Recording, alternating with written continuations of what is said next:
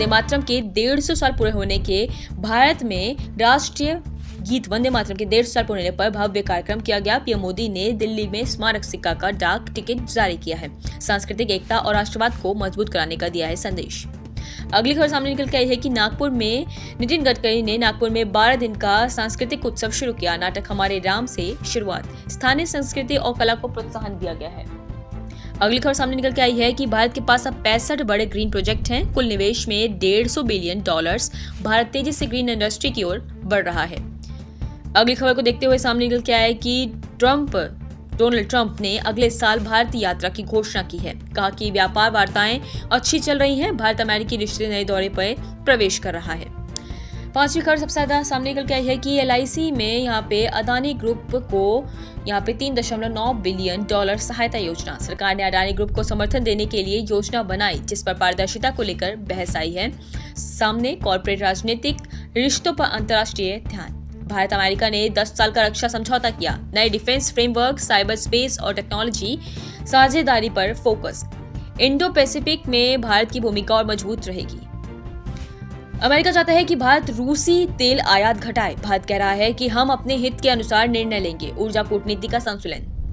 जल विवाद पर पाकिस्तान को भारत का कड़ा जवाब। भारत ने कहा, हम इंडस वाटर ट्रीटी का पूरी तरह पालन कर रहे हैं। दक्षिण एशिया की जल राजनीति में भारत का आत्मविश्वास। अगली खबर सामने निकल के आई है कि सौर ऊर्जा निर्यात में भारत का नया रिकॉर्ड। भारत ने इस वर्ष अब तक 20% ज्यादा सोलर पावर एक्सपोर्ट किए हैं और ग्रीन एनर्जी में वैश्विक नेतृत्व। अगली खबर आप लोग सामने है कि सुप्रीम कोर्ट ने एयर इंडिया क्रैश मामले में सरकार को दिया है नोटिस। पायलट के पिता को चेतावनी दी गई है, खुद को दोष न दें। न्यायपालिका की मानवीय पहल ये है। हांगकांग 6 में भारत ने पाकिस्तान को हराया है और यहाँ पर खेल में अभी भी राजनीतिक छाया हुआ है।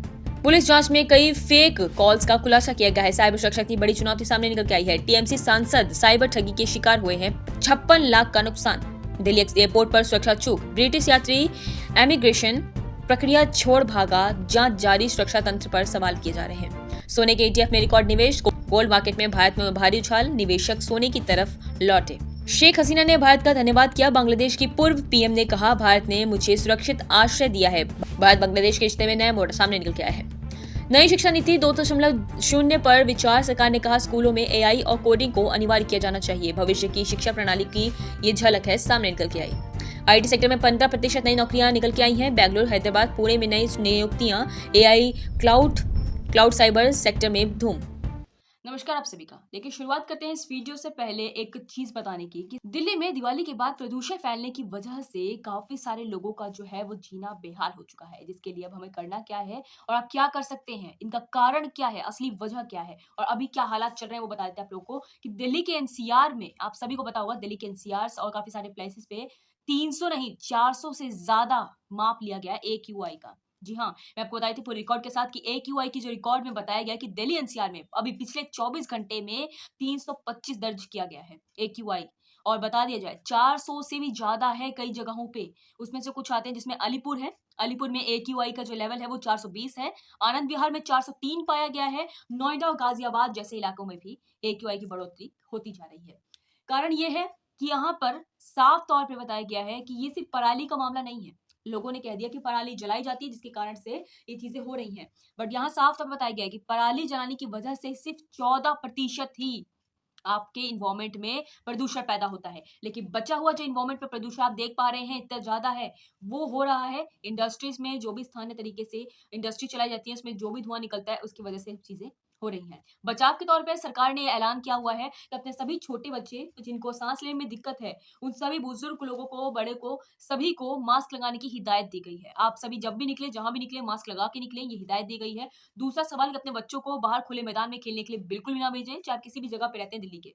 एक और चीज बता दी जाए कि अगर आप लोग अपने बच्चों को बाहर भेज रहे हैं तो मास्क लगा के भेजें, थोड़ी देर के लिए भेजें। पॉसिबल हो सके किसी लोगों के घर में तो आप याद रखें इस चीज को कि अपने घर में एयर प्यूरिफायर जरूर लगवा लें, ताकि आपका घर में सांस ले, जैसे आप बोलते हैं ना कि हम लोग RO लगवा रखे हैं, RO का वाटर पीते हैं, वाटर साफ पानी पिया करते हैं, उसी तरीके से एयर प्यूरिफायर भी लगवा सकते हैं, तो आप जरूर लगवाएं।